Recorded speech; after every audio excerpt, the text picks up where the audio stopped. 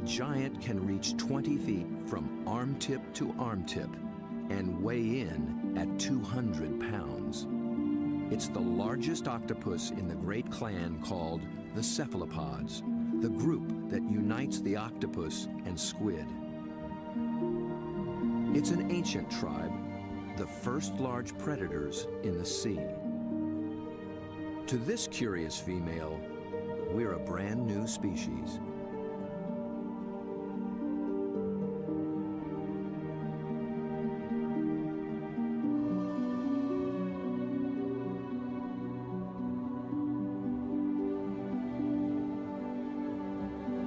Cephalopod means head-footed, a good beginning in deciphering the octopus's amazing design. The head and body are encased in a large, soft sac, and the foot, derived from its distant relatives, the clams and snails, has become a siphon, a water jet to propel it in any direction.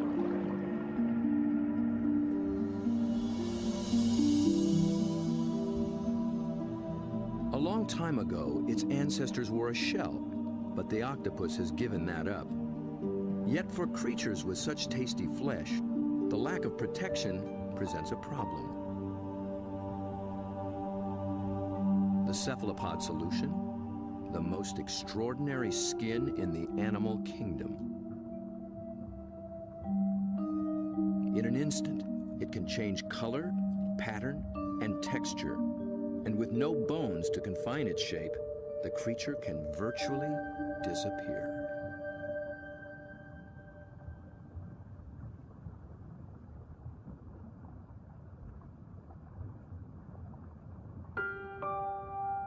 Another female lies sequestered in her den, tending to her brood of eggs. She lays up to 100,000 just once in her life. When they hatch, she will die. These clever, curious creatures won't live long at all. Their entire lifespan is no more than 3 or 4 years.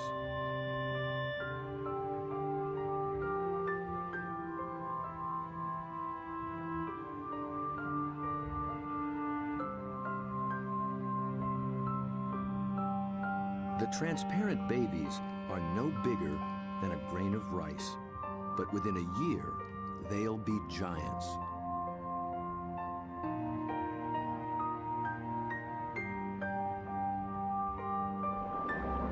While the lives of these complex beings are all too brief, their line reaches back 500 million years, long before sharks began swimming the seas. This would be a great spot right in here. Peter Ward has spent 35 years delving into cephalopod family secrets. He's brought Bob to a special outcropping of rocks. They were once well submerged in a much warmer sea and still hold a record of that long ago time. Fossils are found in these rocks, fossils of relatives of the octopus, actually. They're called ammonites. And how old are they? 80 million years in age. 80 million years. That's true. That is old. Back in those days, cephalopods made beautiful curved shells. If you dig long enough and hard enough, you can find some beautiful stuff. This is an ammonite. It's a fossil that is actually the direct ancestor of octopus. So this is an ancient cephalopod. It's related to the chambered nautilus, so the tentacles sat here and swam about. A shell is a mobile home and a defense against predators, but it's so cumbersome it makes swimming difficult. Of the almost 1,000 kinds of cephalopods alive today, only the nautilus still wears one. It's a living fossil, puffing along the reefs of the Indo-Pacific as though nothing has ever changed.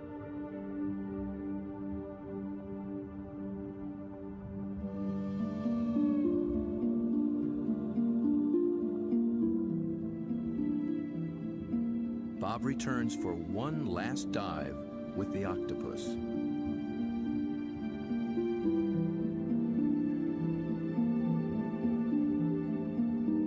I couldn't resist bringing her a treat. All cephalopods are carnivores, and they love crabs. This creature actually reached out to me. I could sense her interest, her intelligence. I could see it in her eyes. There's something about the eyes of these animals just draw human observers in, and especially with the octopus and the cuttlefish, they definitely make visual eye contact with you and maintain it. Dr. John Forsyth studies these creatures' amazing physiology and complex behaviors. And I've come in and played games with octopus where I'll duck down and they'll raise up and look at me, and then I'll raise up and they'll duck down, and this will just go on for 15 or 20 minutes. Like this guy, I can barely see him over there, but when I look up, oh, you know, see, he's coming up. Because I think they look for our eyes. I think they try to make contact with our eyes as well. And I think that's what draws us into watching these animals. Whereas a fish, sometimes I look at a fish and I'm not sure where it's looking. They just have these blank, cold stares. But with a cephalopod, it's really never like that. At the National Resource Center for Cephalopods in Galveston, Texas, John maintains quite a collection. There are several kinds of octopuses, a school of small squid, and another relative, the cuttlefish. For John, the eyes of a cephalopod are not just the windows to its soul. They tell you a lot about how the animal lives. The octopus has a rectangular pupil that captures light reflected off the sea floor. Squid's large round eyes are adapted to seeing darting prey in the twilight of the open ocean. Cuttlefish dwell in both worlds, and their complex eyes can actually change shape to accommodate their travels.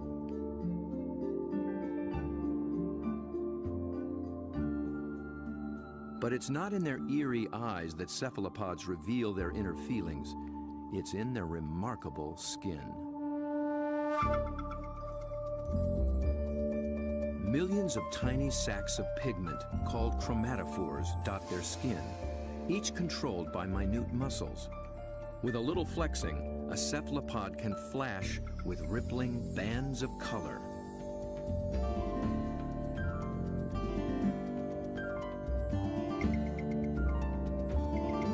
Any sort of excitement, danger, desire, aggression, passion, and their skin lights up.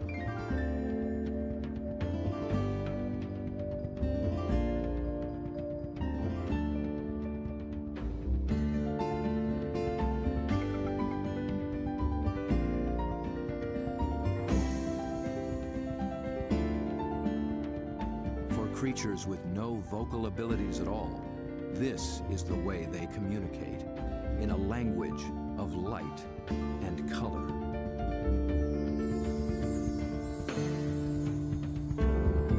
And like an octopus, a cuttlefish can transform its texture, matching its surroundings, hiding in plain sight. Given their camouflage capabilities, it's no wonder we're still learning just how many kinds there are.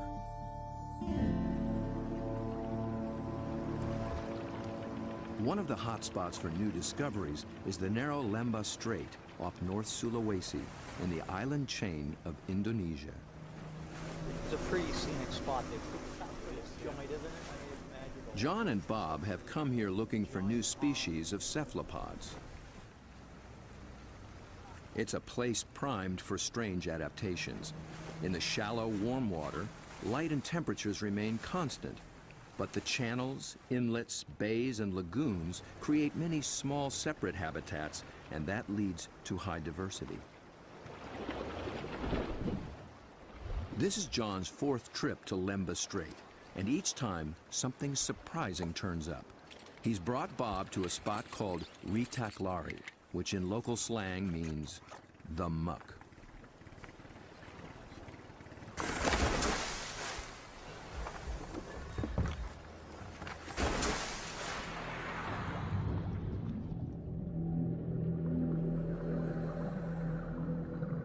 At first glance, it's a vast, flat, disappointment.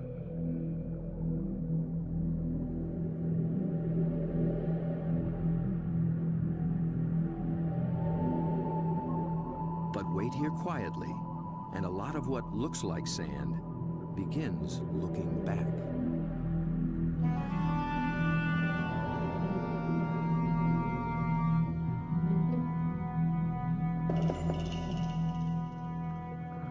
From the still of the muck to the roaring straits, a lot of effort goes into not standing out.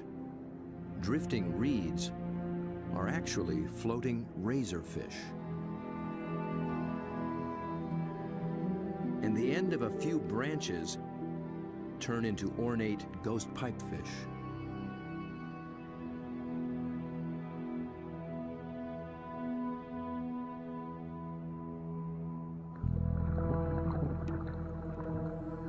Out in the high-speed tides and swirling eddies, fish work hard to keep their footing, digging into the bottom with spine-like fins. But even creeping along on the seafloor, you still have to make a living.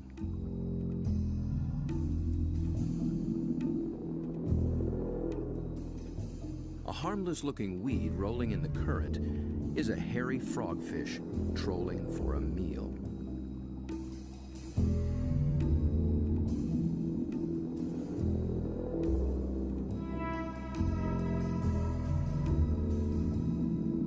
It comes equipped with its own strange lure.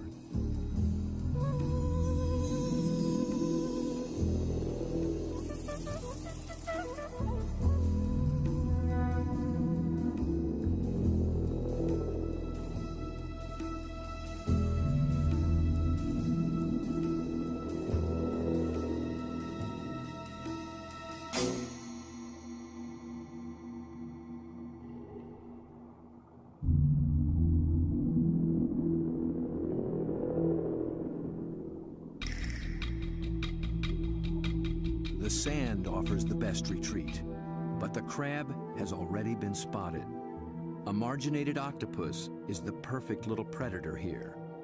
Good camouflage, good eyesight,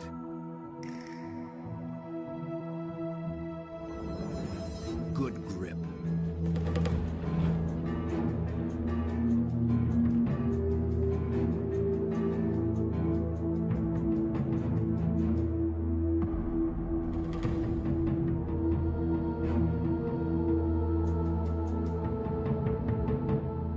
The soft-bodied octopus has one more weapon up its sleeve to subdue the crab's claws: venom.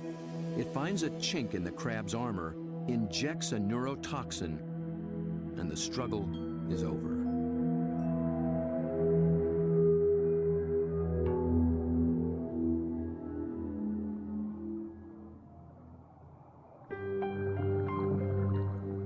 In such an open setting, the trick for every creature is to find some place to hide.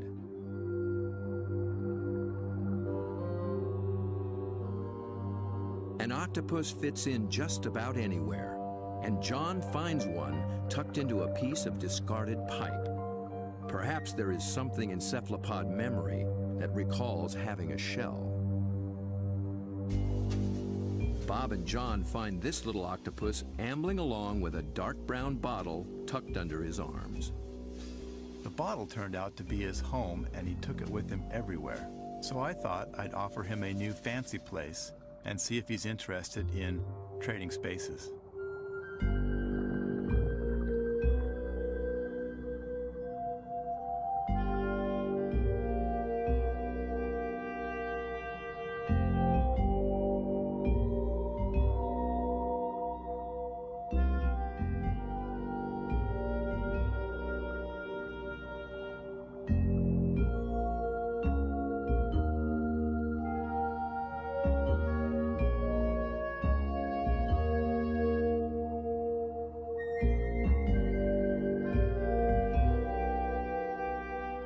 I began to worry he might get confused by this clear glass and wouldn't remember how to get back out. But after a few minutes, he slipped through the opening and went straight back to his old brown bottle. He'd made his choice. I think the clear glass was a little too bright. And besides, there's no place like home, especially when you can take it with you.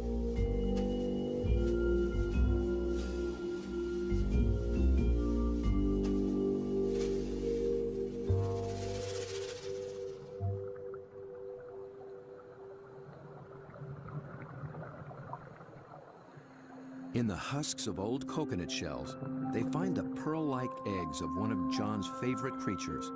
It's a tiny cuttlefish that's seldom seen after it hatches. It remains so small and well camouflaged that it takes great practice to find it.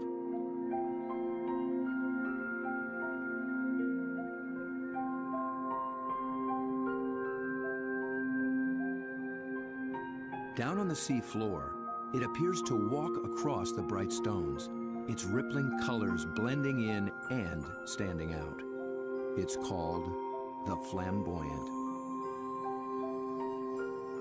The flamboyant cuttlefish is really in a class by itself, even among cephalopods in a lot of ways. First of all, the vibrant, dynamic, bright colors, the brilliant yellows, the magentas, the pinks and browns. It adds on top of that these passing clouds of color as it's stalking, looking for prey. And of course, that's happening in living skin.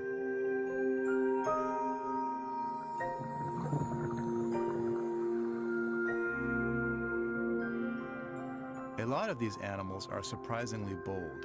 The flamboyant actually seems to like being under the lights. It begins hunting as soon as we start filming.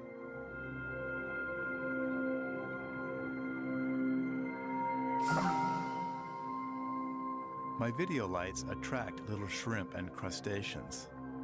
Perhaps the cuttlefish can even see better in the lights as well.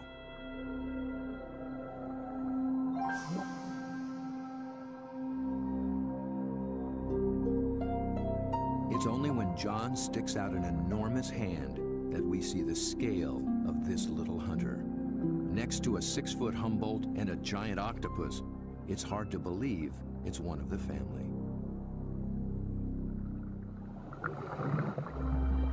Not far away, a small octopus has been eyeing the scene. John reaches out for a better look. Every time I touch one of these animals, I'm not gripping it or holding it. My intention is never to frighten the animal in any way. However, I am trying to keep it close to where I can get a good look, but at the same time, the animal knows at any moment it can get away if it wants to.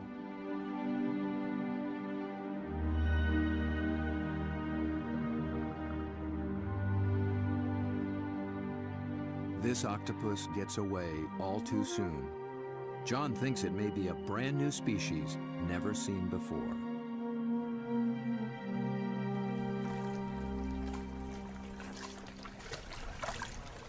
I don't know, Bob. I'm not sure what that is, but it could be a new one.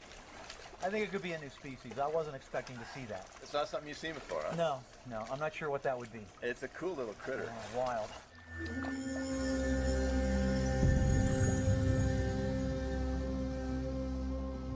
The waters of Sulawesi are full of new discoveries, and one is an octopus designed with a special brand of disguise.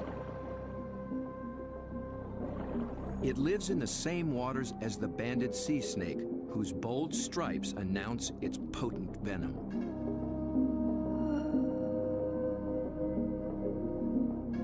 These are banded arms that can make the same impression.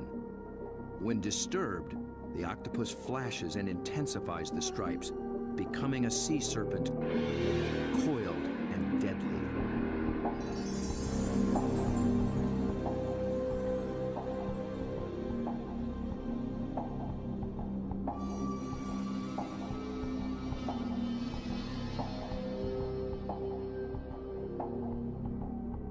The creature has not yet been named by science, but it is known to be a fraud.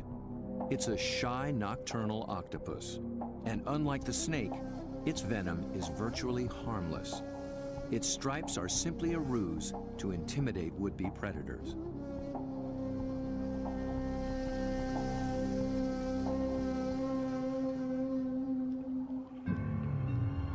The real killer is a delicate, jewel-toned creature, the blue-ringed octopus. The flashing blue neon is no false alarm. Its poison can immobilize every muscle in the human body.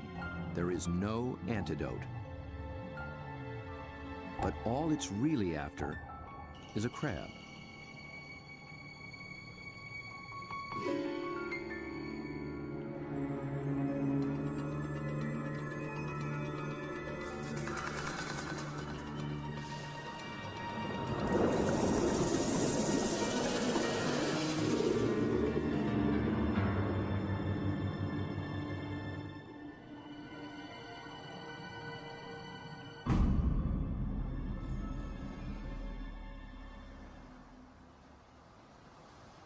The blue-ringed is notorious along the coast of Australia, but it's one of Dr. Mark Norman's favorites. As curator of marine invertebrates at Museum Victoria, his fieldwork in all 7 seas has revolutionized what we know about cephalopods. It's really hard to estimate how many species of cephalopods, or in particular octopuses, we have worldwide, because we're still in the period of discovery. They thought there was about 100 species of octopus in the world, and we've found 150 new species in the last 10 years through the Indian and Pacific Oceans and Australia and up through Asia. And these groups of animals, it's not hard to find new species. Almost everything we touch is new.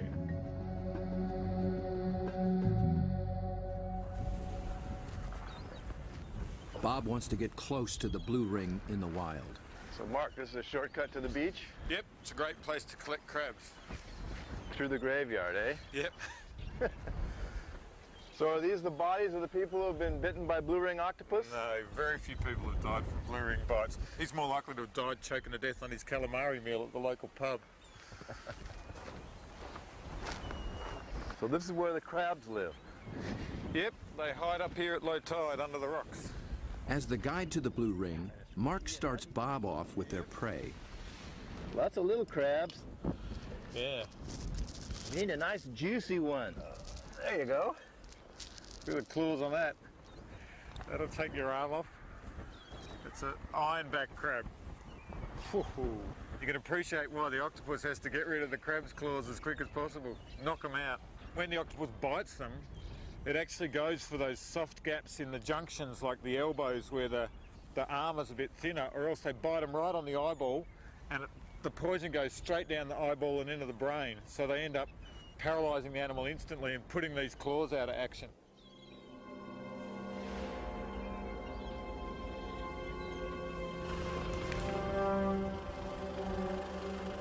The dive begins after dark, when blue rings are most active. And it's not off some wild remote beach. The deadly blue ring lives just beneath the town pier.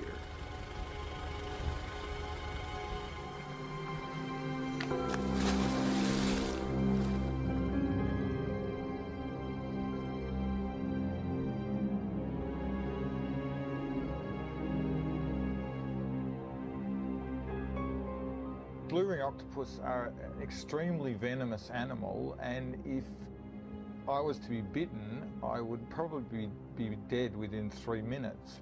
Your body would start stiffening up and you'd lose the capacity to breathe, you'd lose the capacity to wave or walk or run away, you'd run out of oxygen and you'd suffocate. But these little animals are really shy, really secretive, and the last thing they want to do is attack humans. They don't eat humans, they don't drag people out of their cars and drag them down the beach. They just feed on crabs.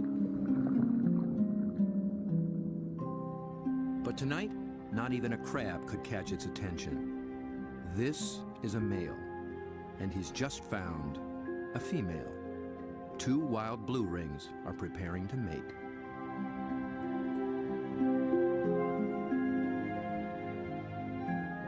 They keep their colors subdued to avoid attracting attention, especially from competing males.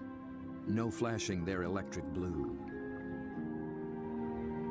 A temporary aquarium helps Bob film what happens next.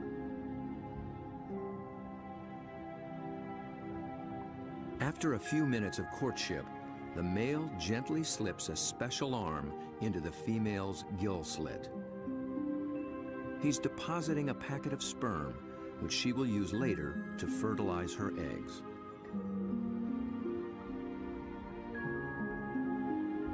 It's the end of their relationship, and most likely the end of his brief life. That was all he needed to accomplish. Just beneath the very same pier is another cephalopod almost never seen in shallow water. New research finds that they too pack a poisonous punch.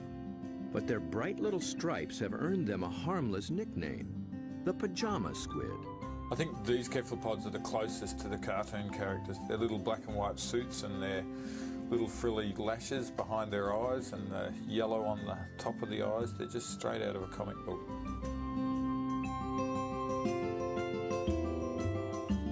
The pajama squid seem to have taken a cue from the blue rings.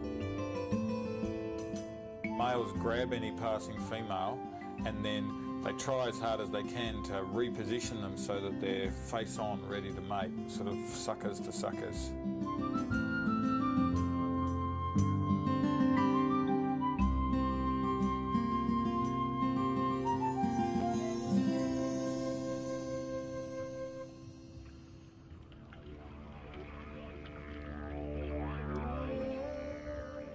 The mating season is also picking up off Australia's southwestern coast. In one small bay, giant cuttlefish have begun to assemble. They leave deep water and enter the shallows once a year for 3 to 4 weeks.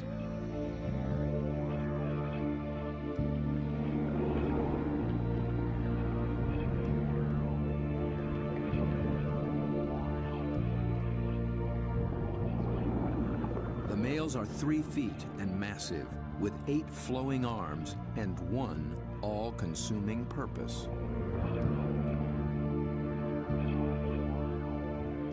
A much smaller female takes refuge in the rocks.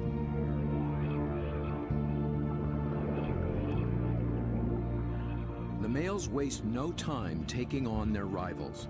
They flash and ripple with aggression. Their control is so subtle that they can isolate and flex just the flank facing the opposing male. The other flank communicates a solid, dependable side to any nearby female.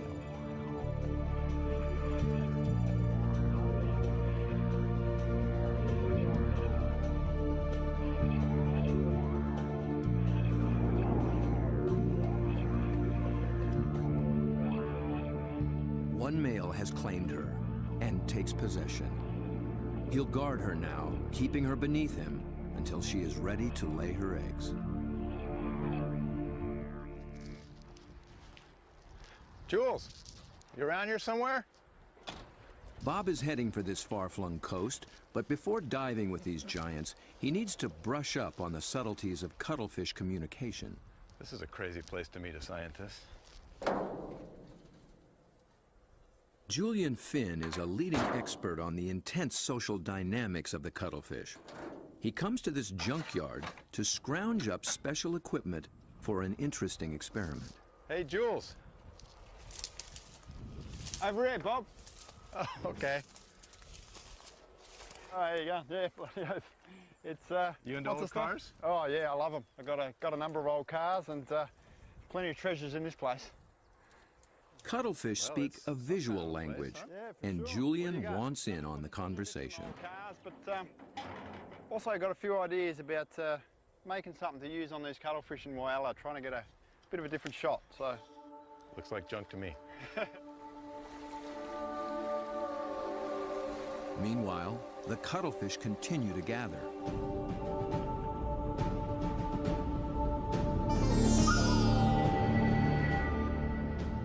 Their complex communication escalates into a kaleidoscope of colors. Opponents toss each other in the rolling tide, and things start getting rough.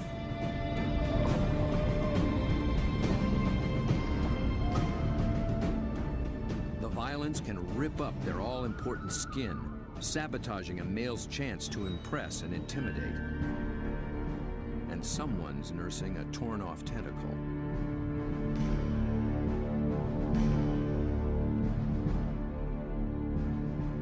In a temporary standoff, a large male guards his female from two other heavyweights, while a little male, too small to take seriously, hovers on the sidelines.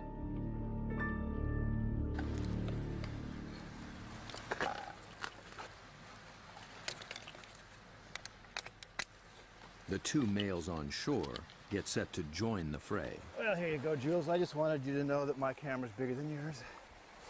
Mine's a bit different than yours, sir. Well, yours has a hubcap on the front of it. What I'm hoping to do is film the male's reaction to another male. But instead of having another male there, I'm going to have its reflection. It's when males are the same size that trouble starts, and Julian will present one with its very own reflection. He's studying the displays and the intense competition. He intends to provoke a fight. He approaches a large male who immediately responds.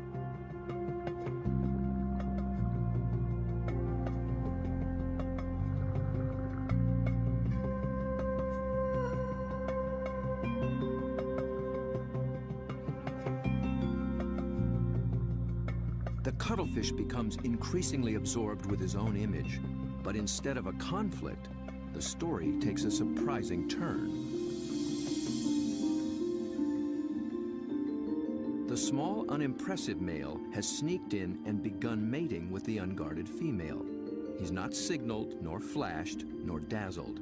He simply grabbed the female for his own, making every attempt to look as much like her as possible.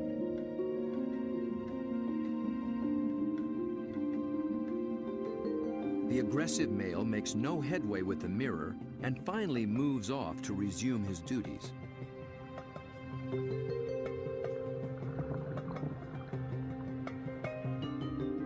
But he's still distracted, still flashing, and doesn't recognize that his female is mating right under his nose. The little male looks so like another female, he doesn't see the threat.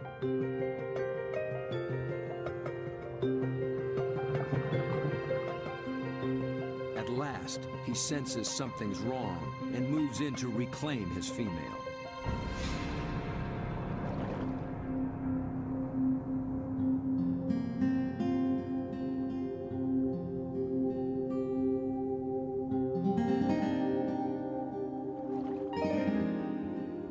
To re-establish their relationship, he presents her with the gift of a crab.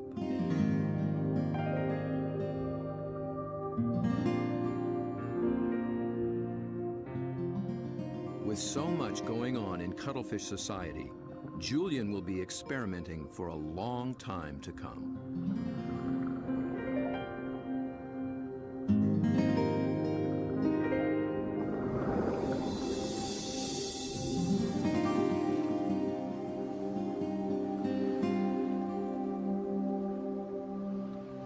Julian's attempt to interact with the cuttlefish and crack their code has given Bob a daring but dangerous idea. Deep in the waters of Mexico, the mighty Humboldt squid flash their own mysterious signals, and Bob is determined to dive with them again. He intends to engage these aggressive predators by imitating their behavior with a display all his own.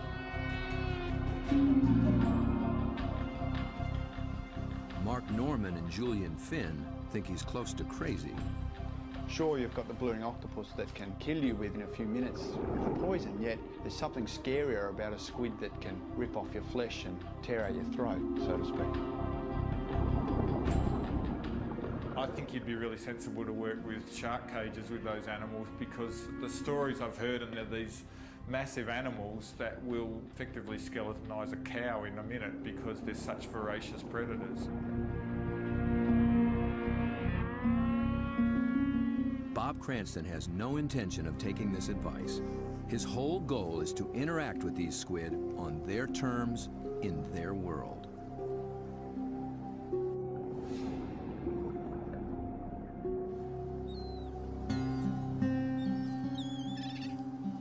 In the small town of Santa Rosalia, on the edge of the Sea of Cortez, being a fisherman takes a certain courage. We lose people every other year. Somebody dies. I had a friend that they found floating in the ocean last year. It's lucky they found him because you know they're carnivorous. They'll eat you. I mean, they will eat you. The squid will eat you. The squid will eat you. If you fall into the ocean, they'll get you with their tentacles. You'll drown, and then they'll all the rest of them will just eat you.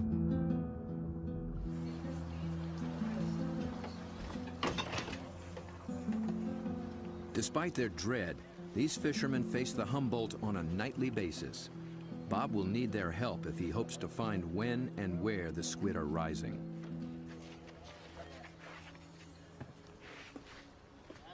Alberto. When the Humboldt flash on and off, Bob intends to flash right back. Yo no sé. This is a flashlight, big flashlight for squid. We're gonna. Estos loco, see?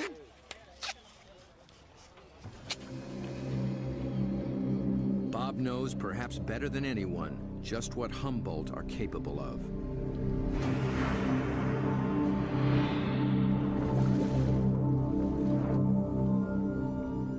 But it's not fear that he feels. It's an intense fascination for such alien creatures in a world so different from our own. For me, there's just something about these animals. Maybe it's because this type of diving in itself is a great challenge. It's hard to work at these depths. I've managed to go down and physically touch these fantastic creatures, but somehow they're the ones that have taken a hold of me.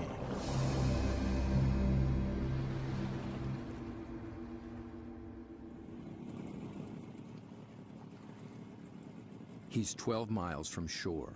Aside from his assistant cameraman, there'll be no backup down below, and no source of help at all topside. There's not so much as a radio on this little boat.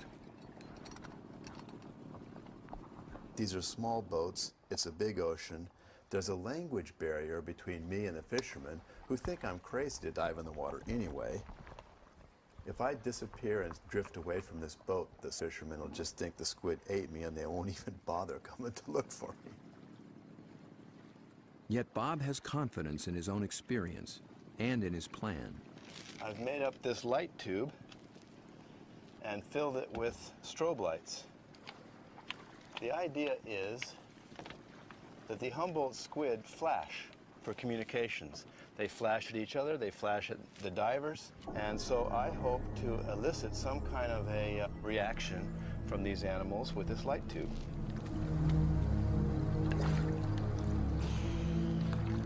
Beneath the boat lies 1,000 feet of open water and sea monsters.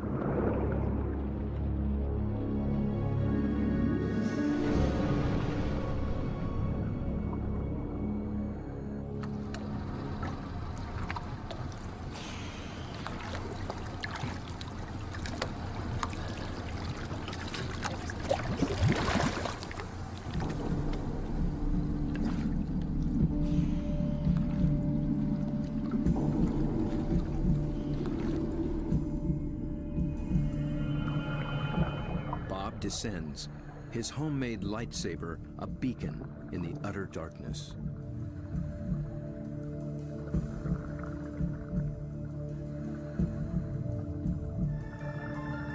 Right away, there's a complete surprise. Mobile arrays. They're seldom seen in a school like this. Already the night has taken on unexpected possibilities.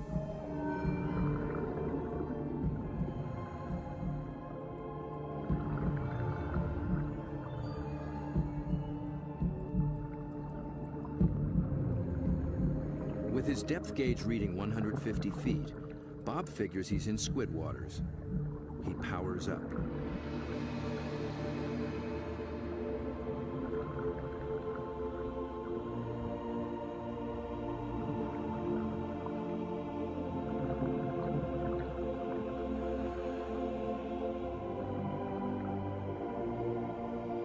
A giant swarm of pink krill mobs the lights. Suddenly, Bob's in the middle of a midnight feeding frenzy.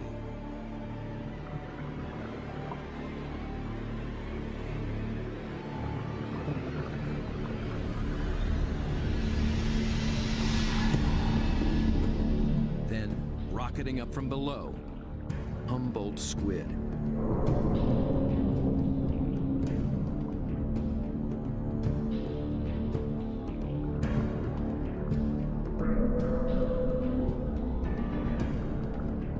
They're flashing red and white. Bob tries to get clear of the krill into better visibility. And he's caught the squid's attention.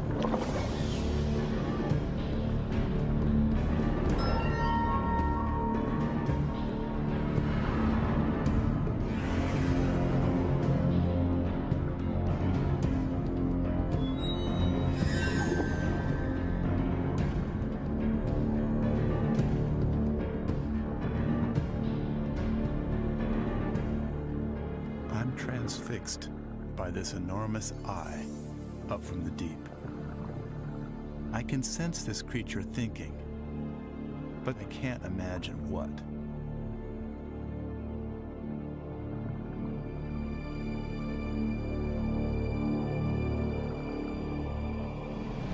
A minute later, contact. The squid grabs hold, testing the light the only way it can.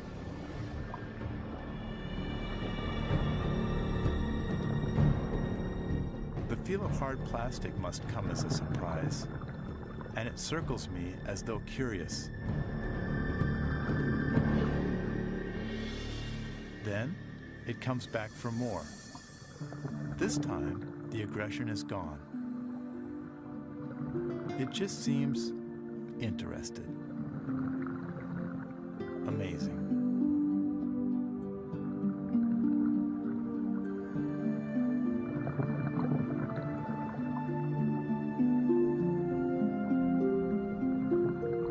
Play for a moment.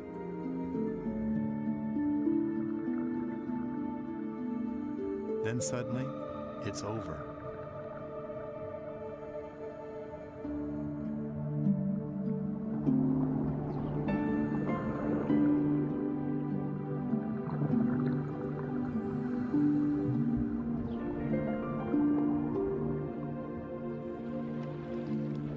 The fishermen are relieved just to see me alive. But I climb back in the boat, knowing something remarkable has just happened. I danced with the devil down in the deep, and I'm already thinking about the next dive.